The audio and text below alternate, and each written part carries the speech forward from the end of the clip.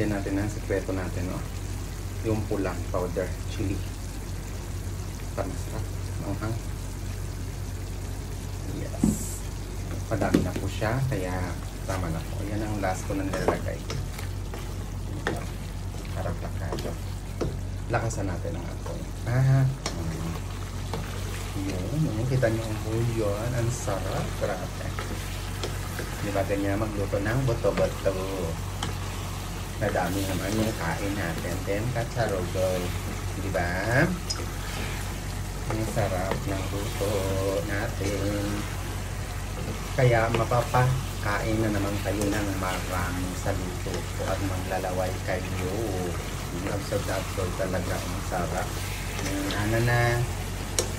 Kain na. Ito kayo. Kain na po tayo. Maraming salamat. Umpisa na natin ang pagisa. Diba? Yung kataro ko.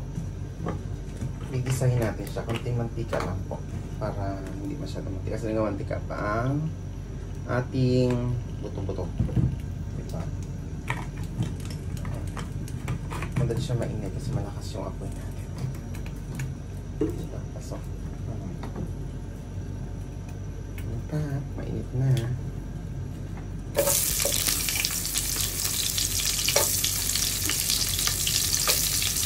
Ilagay natin ang isang pakla. Kaya na po. Ilagay na natin. Sabay na natin ito. Yung luya pala, hindi ko sa inaanong nito. Binabalatan kasi nga bata pa. Hindi naman sa binabalatan lang yung luya pag matuanda na. Para masarap. Ito bata ko.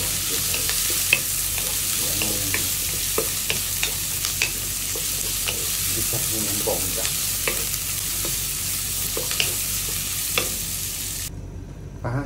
Ayan, nagba-brownish na yung natin. Yung mga ingredients. Nilagay na natin yung boto-boto. Mga ingredients ilagay na natin.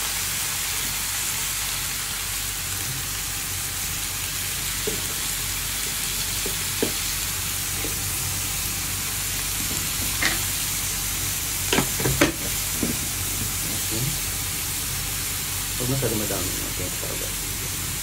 Kasi nalagay pa tayo ng lagyan natin mamaya ng tubig konti.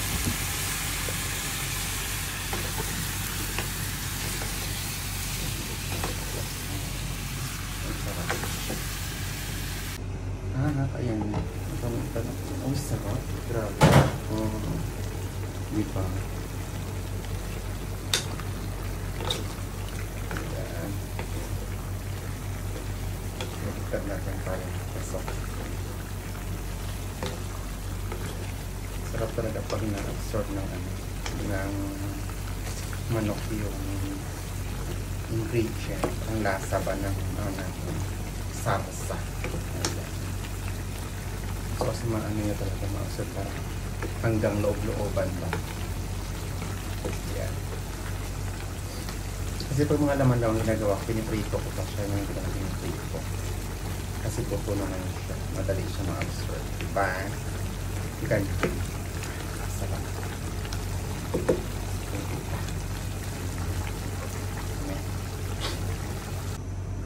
Ayan po. Buksan na natin. Lagyan natin yung sili.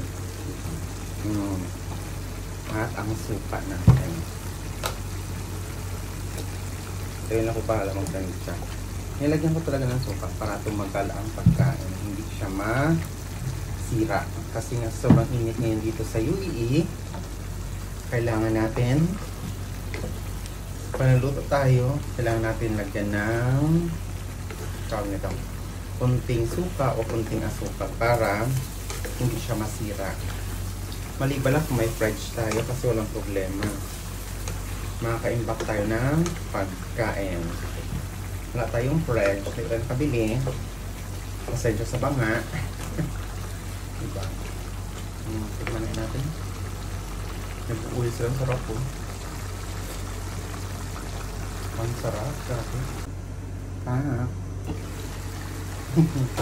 Ayan na po, ang sarap po. Diba? Nag-oil talaga ito. Oh, matas ang oil. Kahit na konti lang oil nilagay natin. Kasi yung mga buto-buto dito, ma-oil. Na kinukaan ng ano, ng laman. Diba?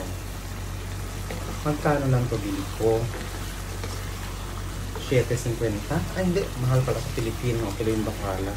9.50 ang bili ko. Pero kung sa Ludo naman, 6.50 lang ito sa 7. Yung Pilipino bakala, alam mo naman ng mga Pilipino, ang tubo, Diyos ko po, negosyo, ikaintindihan natin yun. Kasi natin ang negosyo din tayo. Diba? Tikman natin. Ang sarap. Medyo maanghang. Diba? Pasok.